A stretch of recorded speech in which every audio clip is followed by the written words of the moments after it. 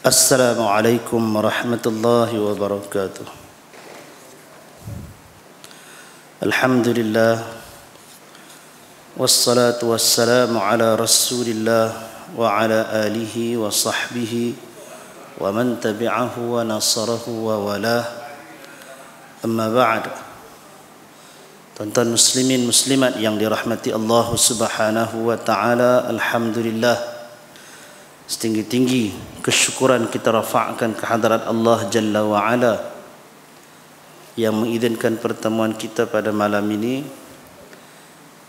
Kuliah ini ialah ganti bagi tarikh kita yang sepatutnya Pasalana pergi menunaikan umrah baru ni. Baik, alhamdulillah, dalam kuliah yang lepas kita berhenti pada tajuk pengepungan, penyerahan dan pengusiran peperangan As-Sawiq. Dah belum? Belum kan? Cakap ni nak. Pasal apa bulan sebelah tak ada? Tak ada? Tak ada? Tak ada? Hah? Pasal petarikh ni bulan 10 kan? Bulan 10 kan? Bulan sebelah pergi mana?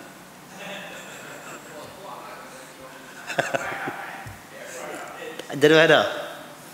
Tak ingat dah pergi mana. Baik, tuan-tuan yang dirahmati Allah, otak dia pun pergi merata dah ni. Sat pergi tengok hak Kelantan, sat pergi tengok hak di Perak. Kalau ikutkan daripada Sopi, esok ni kena pergi dah. Tak payah main dengan sekolah. Tu pun tak apa, sekolah mesyuarat sehari lah. Ada sekolah lain minggu lepas sekolah lah mesyuarat. Minggu depan kerajaan bagi cuti, sekolah juga. Boleh suruh pacak kemah kot tang tu. Alhamdulillah kita taklah sampai tahap tu kan. Baik, kita terus pada pertemuan sambungan tajuk kita ni. Hari tu kita telah bincangkan sampai kepada Nabi terpaksa melayani munafik yang hanya menzahirkan keislamannya. Baik, dan malam ini kita sambung peperangan As-Sawiq, iaitu peperangan tepung. Qala al-musannif rahimahullah, di saat Safwan bin Umayyah, orang-orang Yahudi dan orang-orang munafik sedang merancanakan rancangan dan tindakan mereka, maka Abu Sufyan pula sedang berfikir untuk melakukan satu tindakan yang kurang biayanya tetapi ketara kesannya. Usaha itu perlu disegerakan demi menjaga nama baik kaumnya dan menzahirkan kekuatan yang ada pada mereka. Kita masih lagi melihat tentang peranan Abu Sufyan sebagai salah seorang daripada pembesar yang bijaksana dari kalangan Quraisy yang memikirkan survival kaum dia. Selepas dimalukan dalam perang Badar dan peristiwa-peristiwa yang selepas daripada itu, maka Abu Sufyan memikirkan langkah berikutnya. Baik, sebelum itu dia telah bernazar tidak akan membasahkan kepalanya jika berjunub, melainkan setelah dia berjaya memerangi Muhammad. Ini tuan-tuan nak katakan tentang nazar, ia bukan bermula daripada zaman kedatangan Islam.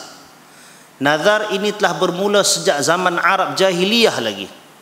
Bahkan kalau kita lihat bagaimana Abdul Muttalib, dia bernazar kan untuk menyembelih anaknya, mengorbankan anaknya, sehingga terpaksa dicabut undi dan akhirnya yang dipilih ialah Abdullah kan, ayah kepada Nabi sallallahu alaihi wasallam.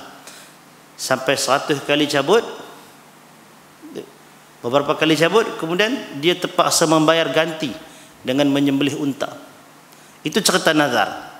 Dan Arab Jahiliyah dia bernazar ikut suka hati dia. Dia bernazar ikut suka hati dia. Termasuk yang, dan kesan daripada nazar tu sebenarnya ada sakibaki perasaan tu ada di kalangan para sahabat. Di awal-awal mereka Islam, sebelum dijelaskan oleh Nabi tentang mana yang boleh, mana yang tak boleh, maka kita lihat dalam hadis ada sahabat yang bernazar untuk berpuasa satu, dan berdiri tak mau duduk sepanjang berpuasa, dan berdiri itu pula di tengah panas terik. Kan ada hadis yang sahih tentang benda tu. Bila sampai berita kepada Nabi sallallahu alaihi wasallam, Nabi perintahkan dia untuk terus berpuasa. Pasal itu syar'i, maknanya diizinkan syarak. Nabi suruh dia duduk. Pasal berdiri sepanjang hari bukan sesuatu yang ditunjukkan oleh syarak, dan apabila ia memudaratkan maka dia bercanggah dengan syarak. Dan Nabi suruh dia berteduh kerana berpanas ataupun berdiri di bawah panas terik mentari atas nama agama. Pasal apa kita kata atas nama agama? Pasal itu sebahagian daripada nazar dia. Maka yang tu juga tidak dibenarkan oleh Nabi sallallahu alaihi wasallam. Kalau orang tu dia kerja buat turap jalan raya tengah panas terik, yang tu tak ada apa kan? Yang tu tak ada sabit dengan hukum agama, tu kerja dia buatlah. Ataupun main bola jadi referee tengah panas buta, nak kata apa tu kerja dia, tak apalah. Tapi atas nama agama, atas nama nazar, yang tu tidak diizinkan oleh Nabi sallallahu alaihi wasallam. Jadi yang Abu Sufyan ni buat, dia dah lah junub, patut kalau junub dia kena mandi, dia tak mau basuh kepala pula dah, saja buat perangai pelik. Dan itulah mentaliti Arab jahiliyah, nama pun jahiliyah, semua disukat dengan neraca akal sendiri. Macam yang mereka duk tulis dalam Facebook itulah, bencana yang menimpa Malaysia ni bertimpa-timpa, berturut-turut, besar dia kata. Kalau kita seorang-seorang diri nak berdoa ke Allah Ta'ala tak padan dengan dosa, dengan segala maksiat yang ada, tak cukup untuk mengundang rahmat dan kasih sayang Allah Ta'ala. Allah murka lama dah dia kata kat Malaysia ni. Jadi cara nak panggil rahmat Allah Ta'ala tu dia kata, kita kena bertawassul kepada Nabi sallallahu alaihi wasallam sebagai pintu rahmat. Cara nak tarik tu. Pasal dengan Nabi itulah Allah Ta'ala turunkan, limpahkan kasih sayangnya. Jadi nak kena bertawassul kat Nabi, cara dia kena selawat kat Nabi banyak-banyak. Tu bila dia kata pasal apa tak panggil buat sembahyang hajat ke baca Yasin, dah dia kata kena buat selawat perdana. Grand punya mau buat. Pasal apa mau grand? Pasal balak yang menimpa pun grand. Tak takat 200,000, mereka kata 200,000, dalam list 366,000 kot. Itu yang baru yang rasmi kan. Nak kena buat selawat perdana, pasal nak panggil balik rahmat Allah Ta'ala. So Allah Ta'ala angkat balik murka Allah Ta'ala, biar ayat bah tu surut belakang. Ni tengok baru niat jumpa dah Asia. Suka-suka hati dia boleh buat macam tu. Perangai otak, cara fikir sebiji macam Arab jahiliyah. Quraisy jahiliyah dulu tu. Cara fikir macam tu dah. Tuan-tuan yang dirahmati Allah, tak payahlah panjang, tuan-tuan boleh fikir. Orang dia fikir dia waras, dia tahu dah cerita tu semua mengarut. Semua tak ada asas agama belaka, semua cerita merapu belaka. Nah, baik. Kita diminta untuk bermohon kepada Allah Subhanahu wa Ta'ala. Ud'uni astajib lakum. Hak tu yang Allah Ta'ala sebut dalam Quran. Fa idza sa'alaka 'ibadi 'anni fa inni qaribun ujibu da'watad da'i idza da'an. Apabila hamba-Ku bertanya kepadamu tentang aku, maka bagi tahulah bahawasanya aku ini dekat dan aku akan memperkenankan apabila orang itu berdoa kepadaku. Doalah kepada Allah Ta'ala. Tapi tuan-tuan tengok, sekali habis saja selawat perdana tu, ayat bah pun memang nak surut dah ni. Tu pasal kesan tu. Pasal itu patut dah satu grup tok bomo lagi mau keluar, kata kami yang jampi bagi ayat tu turun. Apa padan lawan orang. La haula wala quwata illa billah. Baik, kembali pada cerita nazar tadi ni. Hukum nazar kata para ulama ialah makruh. Bernazar itu makruh pasal mensyaratkan sesuatu amalan dengan berhasilnya satu-satu perkara. Namun apabila nazar itu dilakukan dan nazar itu pula menepati syarak, yakni tidak dilakukan dalam bentuk yang maksiat ataupun memudaratkan diri ataupun sesuatu yang bercanggah dengan agama, maka hukum melaksanakan nazar adalah wajib. Dan para ulama juga menyebutkan tidak disukai untuk bernazarkan sesuatu yang memang dah wajib. Nazar nak pergi haji, haji tak buat lagi. Oh, itu benda. Nazar lah benda yang lain, benda yang mudah, benda yang boleh dibuat, macam puasa kan, sedekah. Dan bagus kalau nak bernazar. Kalau nak bernazar juga bagus kalau bernazar itu dengan sedekah. Pasal manfaat itu dapat diterima dan dikongsikan dengan orang lain. Dan berapa banyak nas Quran ataupun hadis yang menunjukkan tentang peri pentingnya sedekah ini sebagai salah satu daripada amal saleh yang menjadi rintihan kepada sebilangan manusia yang bangkit di padang mahsyar. Laula akhartani ila ajalin qarib fa asaddaqa wa akum minas sadiqin fa akum minas salihin. Kalaulah engkau tangguhkan kematianku ya Allah sikit lagi, nescaya aku akan bersedekah dan aku akan jadi orang-orang yang saleh. Tu nilai bersedekah.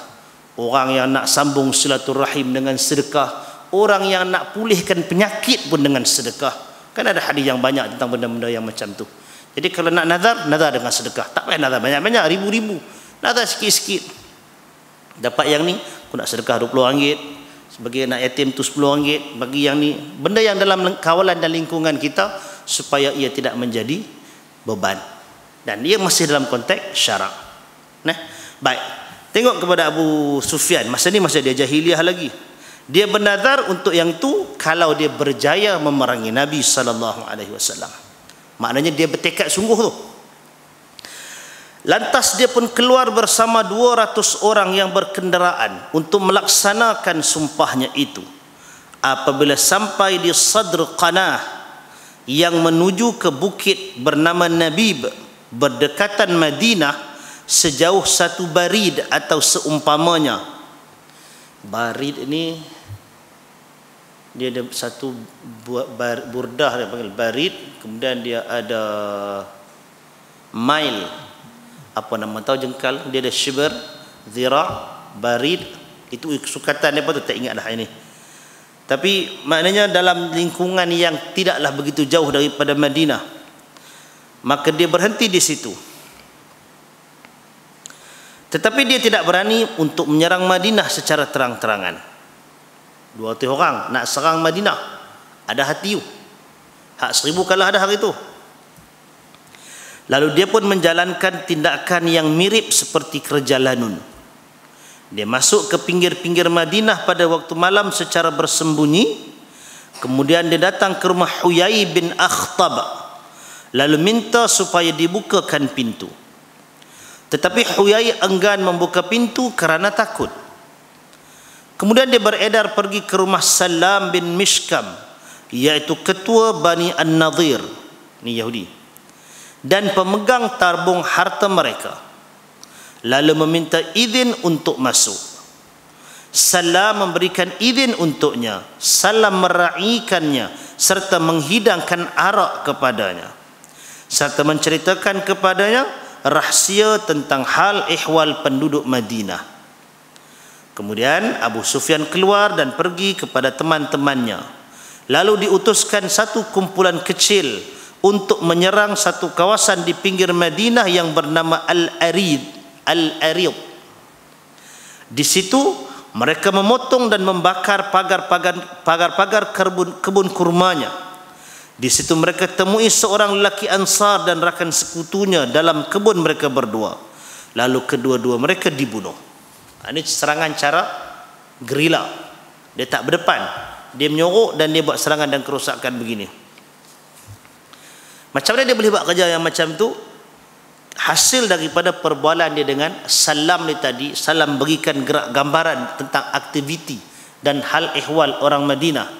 Maka dia dapat gambaran mana tempat yang sesuai untuk dia mulakan kerja. Itu kesannya. Dan Abu Sufyan, dia buatlah auna dia yang tu. 2 orang telah pun terbunuh. Kemudian kumpulan itu melarikan diri pulang ke Makkah. Berita itu sampai ke pengetahuan Rasulullah sallallahu alaihi wasallam. Dengan segera baginda mengejar Abu Sufyan dan sahabat-sahabatnya. Akan tetapi angkatan Abu Sufyan melarikan diri dengan pantas. Mereka telah membuang banyak tepung yang mereka bawa sebagai bekalan, serta bekalan-bekalan lain untuk meringankan kenderaan. Maka kerana itu mereka berjaya melepaskan diri. Bawa barang banyak, bila kena ligan, bila kena kejak, dia pun buang habis semua, bawa kenderaan tu lah, baru dia cepat kan. Rasulullah sallallahu alaihi wasallam mengejar mereka sehingga sampai ke Qarqarah Al-Qudr. Kemudian baginda pun berpatah balik. Pasukan tentera Islam membawa tepung-tepung yang dicampakkan oleh orang-orang kafir itu, dan mereka menamakan operasi ini dengan nama peperangan Sawiq, yakni tepung. Ia terjadi pada bulan Dzulhijjah tahun 2 Hijrah, iaitu 2 bulan selepas peperangan Badar. Semasa meninggalkan Madinah, baginda melantik Abu Lubabah bin Abdul Munzir untuk memangku urusan hal ehwal Madinah. Ini seperti yang diceritakan kepada kita oleh Al-Imam Ibn Qayyim Al-Jauziyah di dalam Zadul Ma'ad. Baik, jadi ini Sariyah As-Sawiq. Nabi keluar, dan dalam tempoh keluar tu Nabi pesan kepada Abu Lubabah untuk menjadi pemangku seketika. Dia bukanlah memangku kejawatan Nabi, tapi memikul beban tugas. Macam kalau seorang ketua pergi main golf kat luar, timbalan dia kena pikul lah tugas tu kan. Keluar negeri kena pikul. Dia bukan memangku, dia kata, tapi dia kena pikul. Macam ni pun Nabi suruh dia pegang pikul hal ehwal pada Madinah saat, bukannya dia dapat wahyu kan, ataupun jadi apa, tapi untuk dia menguruskan urusan Madinah. Baik, tuan-tuan tengok yang berikutnya, peperangan Dhi Amr. Inilah kempen ketenteraan terbesar yang dilancarkan oleh Rasulullah sallallahu alaihi wasallam sebelum tercetusnya peperangan Uhud. Tuan-tuan heran, pasal apa yang ni yang terbesar? Bukan Badar. Badar tu kita kata itu bukan ready untuk perang. Yang tu kira tak tersengaja keluar kan. Baik, jadi gerakan ini dipimpin oleh baginda pada bulan Muharram tahun 3 Hijrah. Dan ini bulan apa? Rabiul Awal kan? Rabiul Awal kan? Tidak ada pun nak selawat perdana apa. Selawat perdana apa tak kira dah Rabiul Awal ke apa ke. Baik, punca peperangan ini ialah hasil maklumat perisikan Madinah yang sampai kepada Rasulullah sallallahu alaihi wasallam, memberitahu bahawa ada satu kumpulan besar dari Bani Tha'labah dan Muharib yang sedang berkumpul untuk menyerang pinggir-pinggir Madinah. Dia kiranya center dia ialah Masjid Nabi tu, kawasan keliling tu ialah kebun kurma dan pusat-pusat mereka punya urusan. Keliling tu, kawasan keliling tu yang mereka attack. Sekarang tengok gambaran tu macam mana tahu? Dia ada batu sempadan dia tahu, Madinah ni, yang dikatakan tanah haram itu. Kalau tuan-tuan pergi zaman lah ni, jalan raya di sebelah Universiti Islam Madinah tu, dia sebelah ni Universiti Islam Madinah, ni jalan raya dua lorong, dia punya divider, jalan raya 2 lorong, sebelah tu ialah Universiti Tayyibah. Divider itu yang membahagikan antara tanah halal dengan tanah haram. Itu mengikut sebahagian qaul yang ada, walaupun dia berkata ada khilaf lagi, tapi itulah sebahagian yang dipraktiskan. Jadi itu sempadan di belah mana, ada tempat itu sempadan itu, dan di area lain ada dia punya batu sempadan. Jadi itu Madinah zaman tanah haram, dan sekarang ni peluasan dia sampai ke tanah halal. Baik. Lantaran itu Rasulullah sallallahu alaihi wasallam memanggil orang-orang Islam, kemudian mereka keluar dengan keanggotaan seramai 450 orang tentera, termasuk yang berkenderaan dan yang berjalan kaki. 450 itu termasuk, maknanya bukan berasingan. Tu kira besar dah tu zaman tu. Pasal apa besar?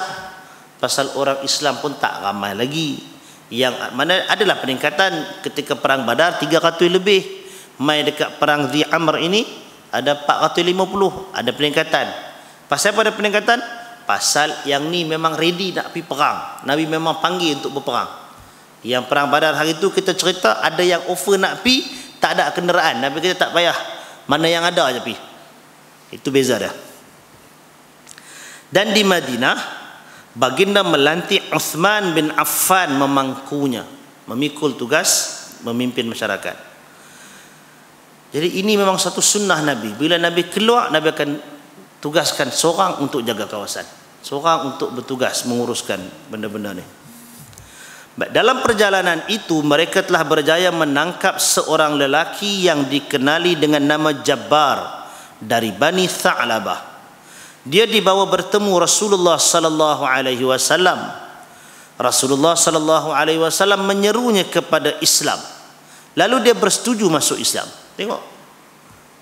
Tangkap musuh, bawa jumpa Nabi, benda yang mula Nabi buat, seru dia kepada Islam dulu. Antara kalau kita baca petikan dalam surat Nabi kan, Nabi hantar kepada pembesar-pembesar, first ayat Nabi selepas salam apa semua, aslim taslam. Islamlah kamu, nescaya kamu akan selamat. Itu yang surat yang Nabi hantar kepada pembesar-pembesar. Yu'tikallahu ajraka marratain. Mudah-mudahan Allah memberikan kepada kamu ganjaran untukmu 2 kali. Itu surat Nabi. Tak nak ceritanya ialah bukan masalah surat itu saja. Nak ceritanya ialah tidak ada satu ruang dan peluang pun Nabi berjumpa dengan yang belum Islam, melainkan Nabi akan suruh masuk Islam dulu. Serukan kepada Islam. Lepas tu Nabi settle. Dan hasilnya dia bertuju untuk masuk Islam. Kemudian dia digabungkan bersama pasukan Bilal, lalu menjadi penunjuk jalan kepada tentera Islam untuk pergi ke tempat musuh. Tuan-tuan bayangkan, hanya dengan seketika dah kena tangkap, bila seru dia boleh terima terus. Kalaulah keadaan kita kan, orang yang bukan Islam, bukan kelompok kita, kena tangkap, kita ajak dia untuk join kita, apa faktor penggerak untuk dia terima? Apa motivasi dia? Tentu saja apa yang zahir depan mata dia,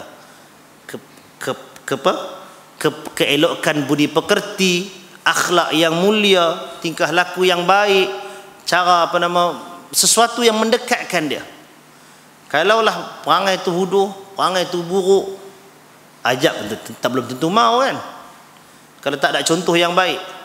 Jadi itu sebenarnya yang kita boleh faham daripada insiden-insiden yang seperti ini. Bila ajak masuk Islam, tak banyak-banyak, apa yang dilihat itu sudah boleh menggambarkan satu bentuk kebenaran lain daripada yang sedia ada.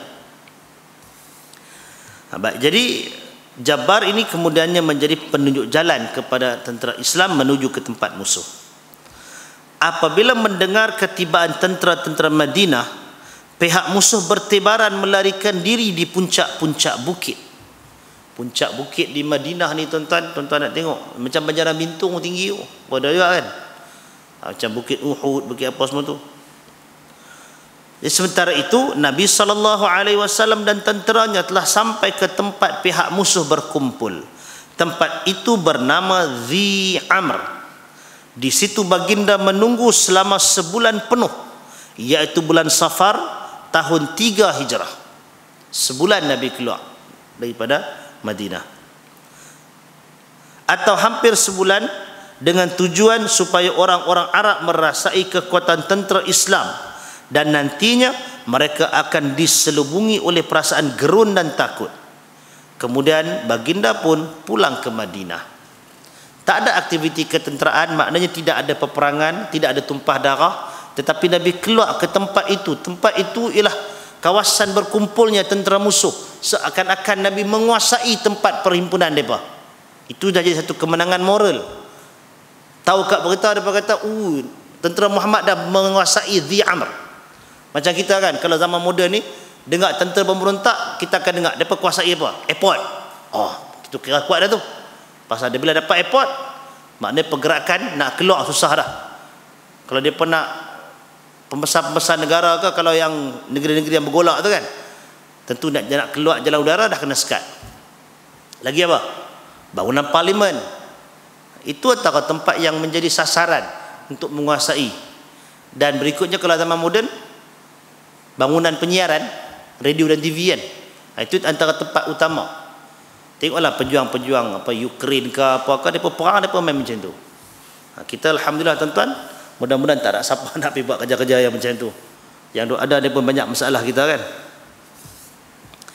Baik, jadi Nabi duduk di sana menguasai selama sebulan supaya tersebar berita tu merata. Kalau zaman sekarang mungkin tak payah sebulan, duduk 2 minit lepas berita merata dah. Kan? Tambah kalau WhatsApp tu, cerita ayat baru naik tingkat 3 dia berita terlebih bumbung lah. Baru cerita sikit kan. Yang mati 3 orang dia berita 30. Lagi cepat. Yang tu itu kelebihan zaman sekarang ni. Jadi zaman dulu nak menyebarkan benda tu dia ambil masa sikit. Tapi macam mana pun memang benda tu spread dia cepatlah. Baik. Ibn Hisham menyatakan ramai penulis menyebut bahawa usaha da'thur atau Ghawrath al-Muharibi untuk membunuh Nabi SAW berlaku dalam peperangan ini. Tetapi sebenarnya ia bukan kisah dalam peperangan ini seperti yang disebutkan dalam riwayat Al-Bukhari. Ada pendetilan cerita yang orang kata Da'thur al-Muharibi ini nak bunuh Nabi, tapi sebenarnya bukan dalam peristiwa ni. Baik, sikit lagi. Pembunuhan Ka'ab al-Ashraf.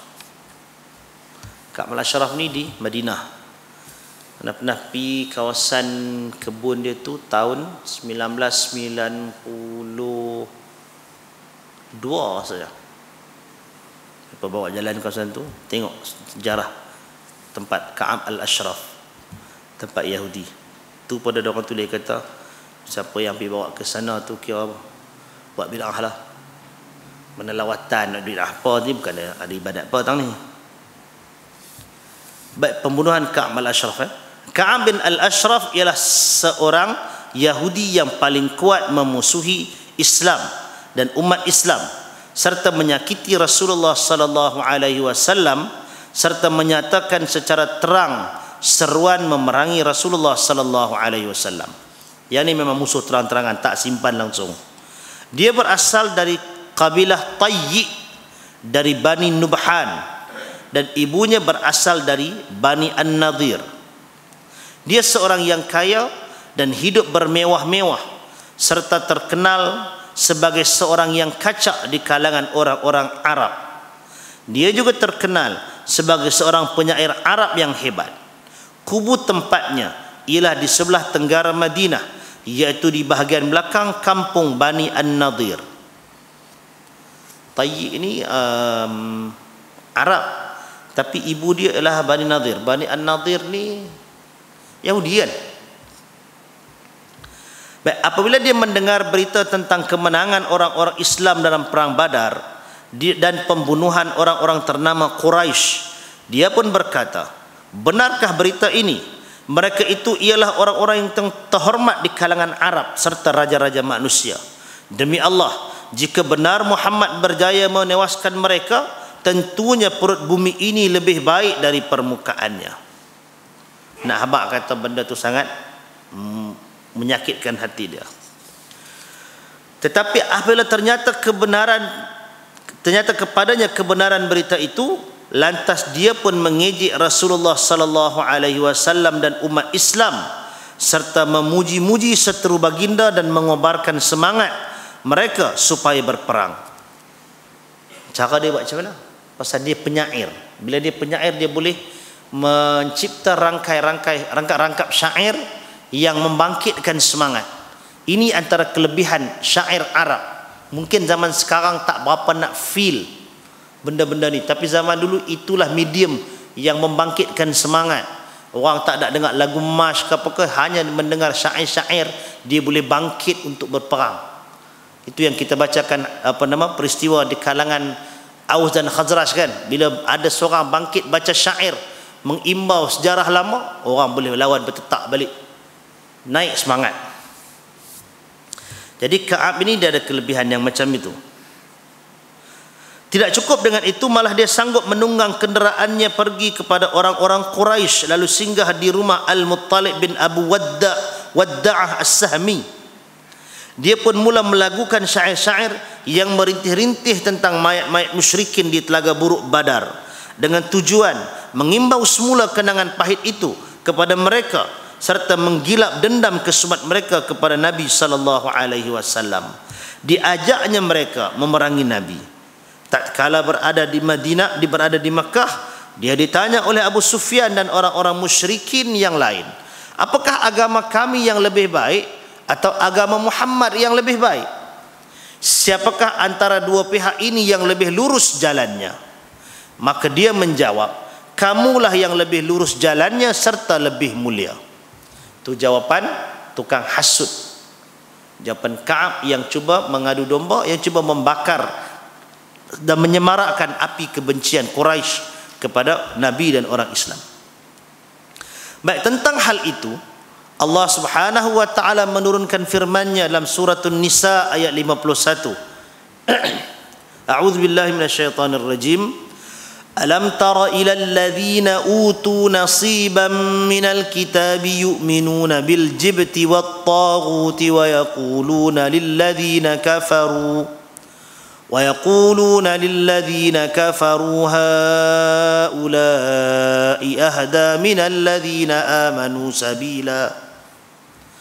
Tidakkah engkau perhatikan dan merasa pelik wahai Muhammad kepada orang-orang yang telah diberikan sebahagian dari kitab, yakni Taurat? Mereka percaya kepada benda-benda yang disembah yang lain dari Allah dan kepada taghut. Dan mereka pula berkata kepada orang-orang kafir, yakni musyrikin Makkah, bahawa mereka, yakni kaum musyrikin itu lebih betul jalan agamanya daripada orang-orang yang beriman kepada Nabi Muhammad sallallahu alaihi wasallam. Yang ni. Baik, kemudian Ka'ab pulang ke Madinah, meninggalkan mereka dalam keadaan begitu. Dalam syair-syairnya dia menyebut perihal isteri-isteri para sahabat Nabi sallallahu alaihi wasallam dan menyakiti para sahabat dengan keceluparan lidahnya dengan kata-kata yang sangat pedas. Maka ketika itulah baginda Rasulullah sallallahu alaihi wasallam berkata, siapa yang sanggup menghadapi Ka'ab bin Al-Ashraf, sesungguhnya dia telah menyakiti Allah dan Rasulnya. Nabi warning, Nabi bagi cabaran yang tu. Siapa sanggup berjumpa dengan ni berdepan? Lalu tampillah orang yang sanggup menjalankan tugas itu, yaitu Muhammad bin Maslamah, Ubad bin Bishr, Abu Nailah, namanya ialah Salkan bin Salamah, yaitu saudara sesusu Ka'ab, Al-Harith bin Aus dan Abu Abs bin Habr. Kumpulan ini diketuai oleh Muhammad bin Maslamah. Jadi Muhammad bin Maslamah satu, Ubad bin Bishr, kemudian Abu Nailah. Abu Nailah ni ialah Salkan bin Salamah, saudara susuan Ka'ab. Tiga orang lah. Yang keempat Al-Harith bin Aus, dan yang kelima Abu Abs. 5 orang yang tampil berhadap untuk menghadapi kejahatan Ka'ab Al-Ashraf ini. Baik, riwayat-riwayat sejarah menyebutkan tentang pembunuhan Ka'ab bin Al-Ashraf, bahawa Rasulullah sallallahu alaihi wasallam berkata, siapa yang sanggup menghadapi Ka'ab bin Al-Ashraf, sesungguhnya dia telah menyakiti Allah dan Rasulnya. Lalu bangunlah Muhammad bin Maslamah seraya berkata, saya wahai Rasulullah, apakah kamu mahu saya membunuhnya? Baginda menjawab, ya. Kalau begitu, izinkan saya untuk merancanakan sesuatu. Baginda menjawab, silakan. Nampak? Muhammad bin Maslamah dia bukan kata sanggup, dia minta izin untuk dia buat rencana bagi menjayakan rancangan yang dicadangkan oleh Nabi sallallahu alaihi wasallam ni. Dia minta ruang untuk dia reka strategi dan Nabi bagi. Kemudian Muhammad bin Maslamah datang bertemu Ka'ab seraya berkata, lelaki ini yang Rasulullah telah meminta supaya kami memberikan sedekah dan dia telah menyusahkan kami. Ini dialog apa? Dialog pura-pura. Muhammad bin Maslamah buat sandiwara. Jadi pasal dia nak buat benda, nak cakap tak betul. Jadi untuk buat benda tu dia kena minta izin daripada Nabi sallallahu alaihi wasallam. Dia kena berpilih, dia nak trik. Pasal apa dia buat begitu? Pasal dia nak bagi rapat jarak dia dengan Ka'ab ni, bagi rapat. Kalau datang-datang terus pergi serang dan sebagainya, Ka'ab pun bukan seorang, dia ada adik-beradik, dia ada bodyguard, dia ada pengikut dia. Jadi cara tu nak masuk rapat, biar dapat duduk sekali dengan Ka'ab. Jadi Ka'ab berkata, demi Allah kamu patut meninggalkannya. Nampak? Terus masuk, cucuk jarum terus menghasut. Yang kawan tu dia buka ruang. Dia kata, dia ni Muhammad ni memang menyusahkan lah. Disuruh kami cari bagi sedekah, benda menyusahkan. Jadi Muhammad bin Maslamah kata, tapi kami telah terlanjur mengikutnya. Ini sekali lagi dialog sandiwara. Jadi kami tidak mahu meninggalkannya begitu saja tanpa mengetahui sampai ke mana urusannya itu. Jadi kami mahu engkau pinjamkan kami 1 wasak atau 2 wasak. 1 wasak ialah 60 gantang. 2 wasak 120 gantang. 1 gantang 3 cupak 4 cupak. 1 gantang 4 cupak. 1 cupak ada dalam setengah kilo lebih, dekat-dekat sekati. Jadi kira sendiri, balik ambil kalkulator. Berapa nak fikir benda ni? Nak pinjam makna kata banyaklah duit kawan ni. Tuan-tuan, 60 gantang ni, 120 gantang ni kalau bawa pergi Kelantan tu sat je habis. Sat je. Kadang-kadang makan mula-mula zaman tengah betul-betul gawat tu, makan nasi mentah ya, tak ada nak masak, gas habis. Nak pergi cari kedai mana ada, kedai pun tenggelam. Kesian. Last kali bagi makan biskut lah. Maggi pun tak ada masak Maggi curah macam tu lah. Tu yang makan. Tu yang nak, kalau yang meninggal masa kat situ tu nak ke bumi kat mana? Cari kain kapan dengan kain yang mana yang ada. Ini yang awal ni. Kalau yang lain ni dah lah kain kapan. Nak simpan kat mana? Tanah kubur semua tenggelam. Tidur kat situ sekali dengan mayat. Tapi tak tahu macam mana dia urus lepas tu. Adalah penyelesaian dia kan. Tapi di peringkat awal tu memang sangat susah. Masa semua tu putih. Tak apa. Tengok ni. Muhammad cadang macam tu kat Ka'ab. Ka'ab kata apa? Boleh, asalkan kamu sanggup menggadaikan kepada aku. Itu cara Yahudi punya style. Dia kena ada kolateral. Bolehlah bagian tu, tapi apa nak kena bagi apa? Muhammad kata, apa yang kamu mahu kami gadaikan? Ka'ab kata, gadaikan wanita-wanitamu. Ini memang tak penyamun. Dia kira main perempuan. Muhammad kata, bagaimanakah kami hendak menggadaikan wanita-wanita kami, sedangkan engkau adalah orang yang paling kacak di kalangan Arab. Maknanya tak payah gadai lah, peti sendiri pun boleh dapat. Ka'ab berkata, kalau begitu gadaikan anak-anakmu. Muhammad berkata, bagaimanakah kami hendak menggadaikan anak-anak kami? Nanti mereka akan mengutuk kami. Lalu orang menyebut-nyebut, gadai anak hanya kerana nak dapatkan 1 atau 2 wasak. Ini satu keaiban bagi kami. Apa kata kalau kami gadaikan senjata-senjata kami kepada engkau? Gadai senjata. Kita nampak trik ni nak pergi ke mana ni? Kemudian Muhammad bin Maslamah pun berjanji akan membawa senjata itu kepadanya. Cerita dia ialah nak bawa senjata tu masuk rumah Ka'ab. Cara tu. Kalau tiba-tiba datang bawa senjata, perang lah mereka kan. Tapi ini pasal nak gadai. Kemudian Muhammad bin Maslamah pun berjanji akan bawa senjata itu kepadanya. Abu Na'ilah juga turut membuat seperti Muhammad bin Maslamah. Didatanginya Ka'ab, lalu dia sama-sama mendendang beberapa kalimat syair barang sebentar. Kemudian dia berkata, aduh jahanamlah wahai Ibn Ashraf. Sebenarnya aku datang kepadamu karena suatu urusan yang hendak aku sampaikan. Maka harap engkau rahsiakannya. Ka'ab menjawab, baiklah. Abu Na'ilah berkata, datangnya lelaki ini, yakni Muhammad sallallahu alaihi wasallam, benar-benar membawa bala kepada kami. Intro tu kena biak sama dengan Ka'ab tu punya perasaan. Bila dia kata bala, maknanya tak suka lah kan. Orang-orang Arab semuanya memusuhi kami dan semuanya sepakat memerangi kami. Kami dipulaukan sehingga hilang anak pinak dan hidup melarat. Kami semua menghadapi penderitaan dan begitu juga dengan anak pinak kami. Kemudian terjadilah perbualan seperti yang terjadi antara Ka'ab dengan Muhammad bin Maslamah. Dalam perbualan itu Abu Na'ilah berkata, Aku mempunyai ramai teman yang sama tujuan denganku. Aku bercadang hendak membawa mereka bertemumu agar dapatlah engkau menjualkan kepada mereka keperluan mereka dan berbuat baik dengan mereka. Muhammad bin Maslamah dan Abu Nailah berjaya mencapai maksud mereka dalam perbualan ini kerana Ka'ab tidak menolak tawaran mereka untuk membawa senjata dan sahabat-sahabat mereka kepadanya. Bawa senjata dan bawa kawan-kawan nak pergi jumpa dengan Ka'ab. Oh, syok tu tuan-tuan. Pasal tu jangan syok sangat benda-benda yang orang main nak jumpa. Siapa nak jumpa pun kita tak tahu kadang-kadang tu. Penyamun ke? Kan? Musuh dalam selimut ke?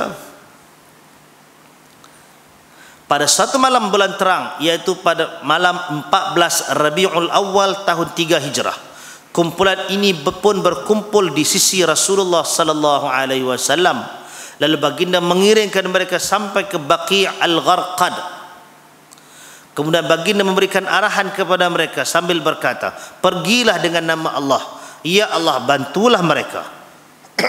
Kat mana? Rumah Nabi itu tepi masjid. Dan depan tu kan, dalam kubah hijau tu, bawah tu makam Nabi, itu rumah Nabi. So, rumah Aisyah, rumah Hafsah, apa semua dekat-dekat situ. Nabi iring mereka sampai ke Baqi' al-Gharqad tu, perkuburan Baqi' tu, dalam tu. Itu dah jarak kan. Dan Nabi doakan kepada mereka. Kemudian baginda pulang ke rumah lantas mengerjakan salat dan berdoa kepada Tuhannya. Kumpulan ini telah sampai ke kubu Ka'ab bin al-Ashraf. Lalu Abu Nailah melaung memanggilnya.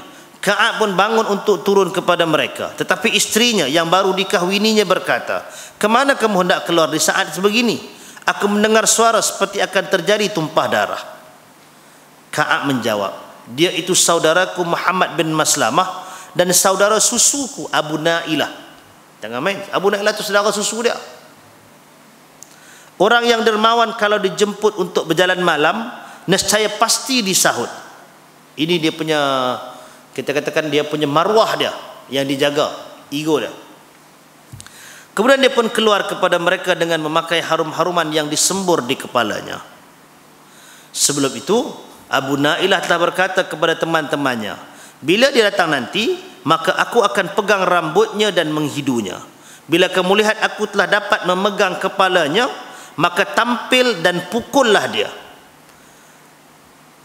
Tentang cuba imaginekan, ni dramatik ni.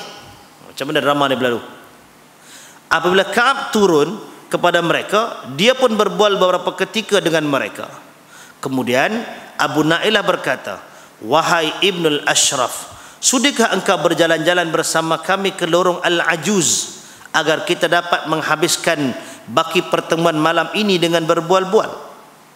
Jawabnya, kalau kamu mahu, apa salahnya? Lantas mereka pun keluar berjalan. Ketika sedang berjalan itu, Abu Nailah berkata, aku tidak pernah lihat minyak wangi yang harum semerbak seperti malam ini.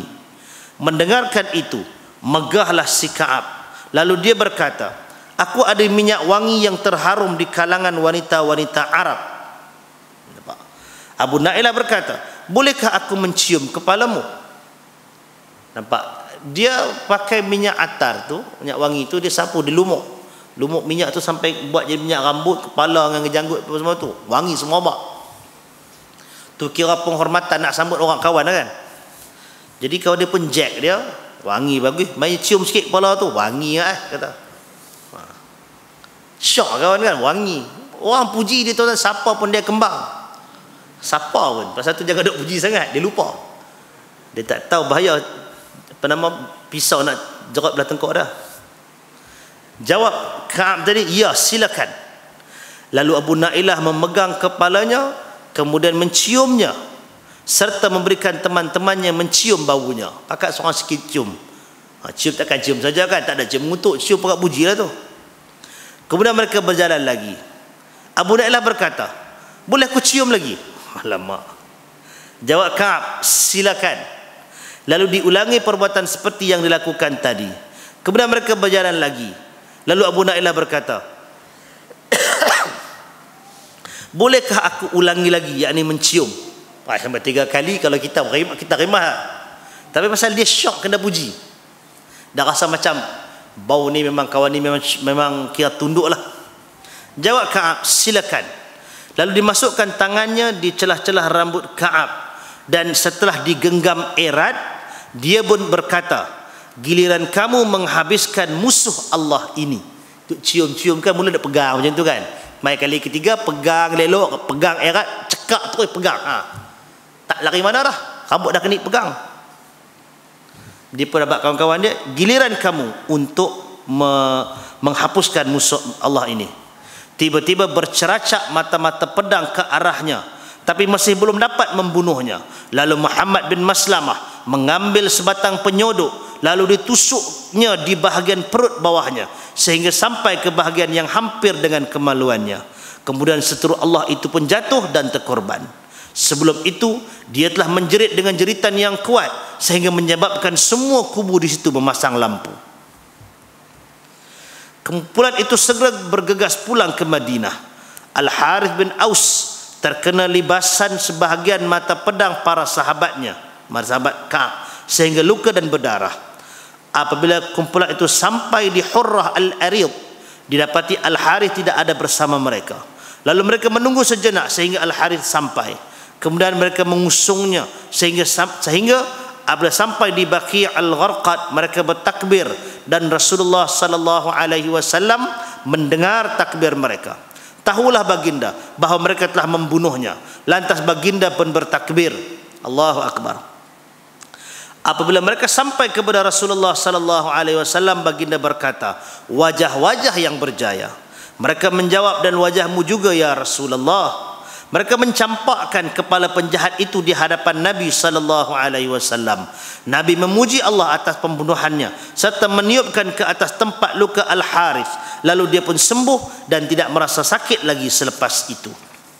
Ini yang dinyatakan oleh dalam riwayat Ibn Hisham, juga ada dalam riwayat Al-Bukhari dan juga Sunan Abi Dawud. Apabila orang-orang Yahudi mengetahui Ka'ab bin Al-Ashraf telah terbunuh, maka bertambahlah ketakutan dalam diri mereka. Ka'ab Al-Ashraf ni dia ada kubu-kubu tu, ada pelindung-pelindung dia, taratu pun kena. Itu yang menyebabkan Yahudi takut. Mereka mula sedar bahawa Rasulullah sallallahu alaihi wasallam tidak teragak-agak untuk menggunakan kekerasan jika baginda melihat nasihat sudah tidak berguna lagi terhadap orang yang hendak mempermain-mainkan keamanan dan menimbulkan kekacauan serta tidak menghormati perjanjian. Perjanjian apa? Piagam Madinah hari itu ni. Oleh itu mereka tidak membuat gempar kerana pembunuhan itu. Senyap belaka. Malah mereka tetapkan diri dalam keadaan tenang dan berpura-pura masih berpegang dengan perjanjian. Mereka berpura-pura tenang sehingga kan ular-ular kecil mula merayap masuk bersembunyi di dalam bilik-bilik mereka. Begitulah bagaimana Rasulullah sallallahu alaihi wasallam menghabiskan masanya sampai saat itu untuk menghadapi bahaya-bahaya yang dijangkakan berlaku di luar Madinah. Dengan langkah-langkah yang diambil itu, orang-orang Islam mula merasa ringan daripada beban-bebanan dalaman yang sering dihadapi oleh mereka. Mereka dapat menghidu bau keamanan dari semasa ke semasa. Baik, tuan-tuan yang dirahmati Allah, ini gambaran tentang bibit-bibit cara Nabi benteras musuh dari dalam dengan gempak. Bunuh seorang kepala yang besar. Ka'ab bin Al-Ashraf ini, bila dia dibunuh, dia orang yang dihormati, dia ada pengikut, dia ada kubu-kubu yang jaga dia tu. Tapi maknanya tentera Nabi sampai ke dalam, boleh masuk dan boleh penggai kepala kawan ni. Itu cukup untuk menggemparkan Yahudi. Baik, kita tengok satu lagi di sini, Operasi Bahran.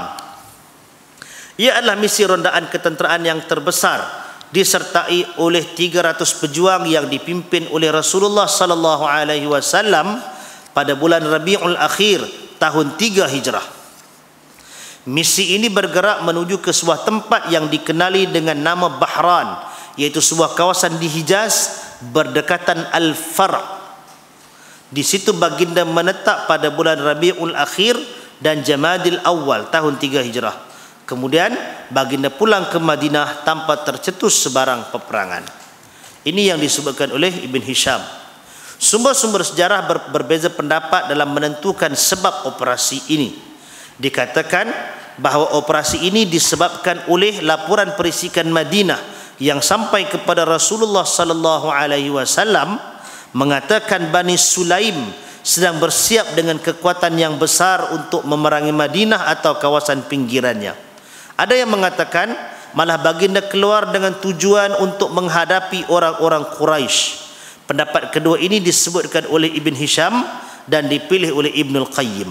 Malah Ibnul Qayyim langsung tidak menyentuh tentang pendapat yang pertama. Pada hemat penulis, yakni Al-Mubarakfuri, inilah pendapat yang kuat kerana tempat tinggal Bani Sulaim bukannya berada di Al-Far', akan tetapi ia berada di Najd yang terletak jauh daripada Al-Far'.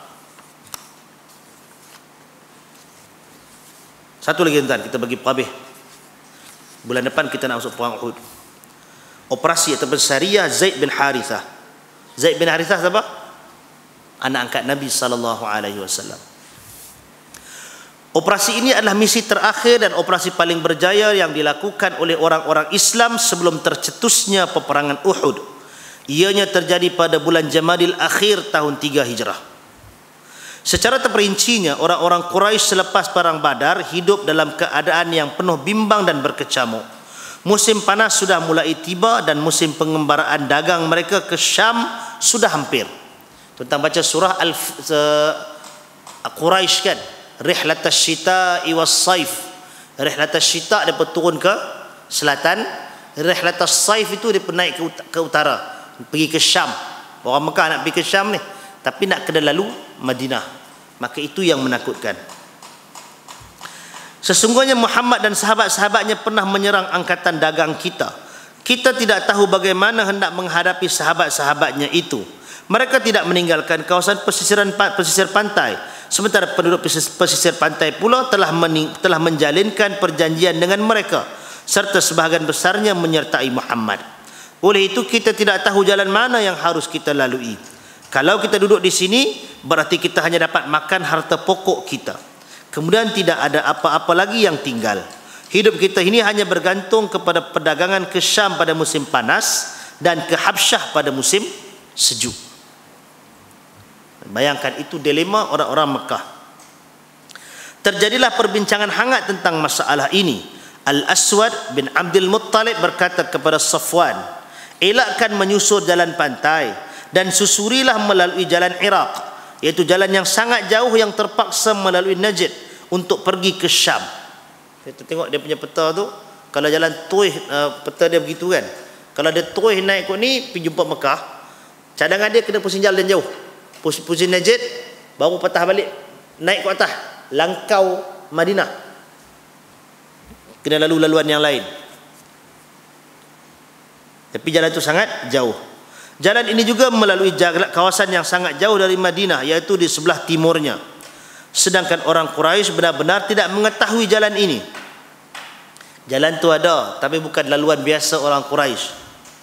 Lantaran itu, Al-Aswad bin Abdul Muttalib mencadangkan kepada Safwan supaya mengambil Farrat bin Hayyan dari Bani Bakar bin Wa'il sebagai penunjuk jalan, dan Safwan akan menjadi perintis dalam perjalanan ini. Mana for the first time rombongan perdagangan Mekah tak lalu Madinah, kena pusing kot jalan jauh. Kemudian keluarlah angkatan dagang Quraisy itu yang diketuai oleh Safwan bin Umayyah melalui jalan yang baru ini. Akan tetapi berita angkatan dagang ini serta perancangan perjalanannya telah sampai ke Madinah.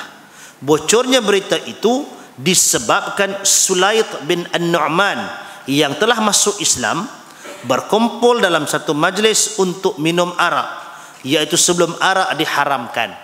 Zaman tu arak belum haram lagi, jadi dia skip join the club. Islam dah, arak tak haram lagi, pemasalahnya kan. Jadi apabila Nuaim sudah mulai mabuk, dia pun bercerita secara terperinci tentang hal angkatan dagang dan perancangan perjalanannya. Lantas dengan segera Sulaid bergegas pergi bertemu Nabi SAW dan menceritakan berita itu. Senang cerita. Rasulullah SAW menyiapkan satu pasukan yang terdiri daripada 100 anggota berkenderaan yang diketuai oleh Zaid bin Harithah Al-Kalbi. Dengan pantas Zaid bergerak sehingga berjaya sampai kepada kafilah itu secara mengejut. Memang terkejut, pasal mereka tak jangka orang Madinah nak sampai situ. yaitu semasa mereka singgah di sebuah mata air di bumi Najd yang dikenali dengan nama Qardah. Zaid berjaya menguasai semua barang-barang perdagangan yang dibawa itu, sementara Safwan dan pengawal-pengawal yang bersamanya tidak terdaya untuk berbuat apa-apa melainkan melarikan diri tanpa menentang sedikit pun. Bila pergi berdagang, mereka tak bawa senjata berat, senjata sekadar ringan begitu saja. Penunjuk jalan rombongan itu, iaitu Farrad bin Hayyan, ditawan oleh tentera Islam. Dikatakan bahawa ada 2 orang yang ditawan selain Farrad. Mereka membawa harta rampasan yang banyak. Yang banyak itu termasuk bekas-bekas pinggan mangkuk dan perak yang dibawa oleh kafilah itu. Nilai anggaran barang-barang tersebut ialah 100,000 dirham. 100,000 dirham. 1 dirham berapa ringgit? Lah ni pasal pasaran tak menentu kan. Rasanya dalam 3-4 ringgit kot 1 dirham. Kalau 3-4 ringgit, kalau 100,000 tak 400,000 ringgit. Jangan main-main. 400,000 ringgit. Biasanya kalau bawa macam itu tu dalam briefcase ni dekat pilihan raya je, dapat bawa banyak tu. Kan? Tak mana. Baik, Rasulullah sallallahu alaihi wasallam membahagi-bahagikan harta rampasan itu kepada setiap individu yang terlibat dalam misi tersebut serta mengambil 1/5. 1/5 ni dipanggil apa? Khumus. Itu memang hak Allah dan Rasul, seperti yang sabit dalam surah Al-Anfal untuk Nabi. Farrad bin Hayyan kemudiannya memeluk Islam di hadapan Nabi sallallahu alaihi wasallam. Peristiwa itu adalah satu insiden terburuk menimpa orang-orang Quraisy selepas peperangan Badar. Kebimbangan mereka makin bertambah, kegelisahan dan duka cita mula bertimpa-timpa. Mereka tidak ada pilihan kecuali 2 cara sahaja, yaitu sama ada menghentikan keangkuhan dan kesombongan mereka lalu memilih jalan perdamaian bersama orang-orang Islam, atau melancarkan peperangan yang menyeluruh untuk mengembalikan kemuliaan silam mereka. Mereka mesti menghapuskan orang-orang Islam sehingga tidak ada ruang lagi untuk mereka, yakni orang-orang Islam bertindak kepada sesiapa. Mekah telah memilih cara yang kedua. Maka bertambahlah desakan untuk membalas dendam. Mereka mula bersedia untuk menghadapi orang-orang Islam dengan persediaan yang cukup rapi. Mereka benar-benar nekat untuk menyerang orang-orang Islam di kampung halaman mereka. Keazaman itu akhirnya telah menjadi permulaan kepada usaha mereka menggerakkan kekuatan tentera dalam peperangan Uhud. Baik. Jadi tuan-tuan yang dirahmati Allah Subhanahu wa taala, itu dia sedikit yang boleh kita bincangkan. Tajuknya malam ini berkaitan dengan sejarah Nabi sallallahu alaihi wasallam. Insya-Allah kita akan sambung tahun depan untuk perang Uhud. Nak cerita perang Uhud ni, tuan-tuan nak tengok gambaran. Kalau lah ni Uhud tu keliling-keliling tu ada bangunan dah, bas parking tepi apa semua kan. Orang pakat naik lah dekat bukit tu. Tu bukan bukit Uhud, itu dipanggil Bukit Rumah, Bukit Pemanah. Dekat kawasan bawah tu ada kawasan permakaman syuhada Uhud yang selepas dipindahkan daripada tempat lokasi yang pertama. Panjang sejarah Uhud tu, insya-Allah kita akan baca, kita akan jumpa pada tahun depan insya-Allah. Wallahu taala a'lam. Kita silakan tuan-tuan kalau ada apa-apa nak bincang.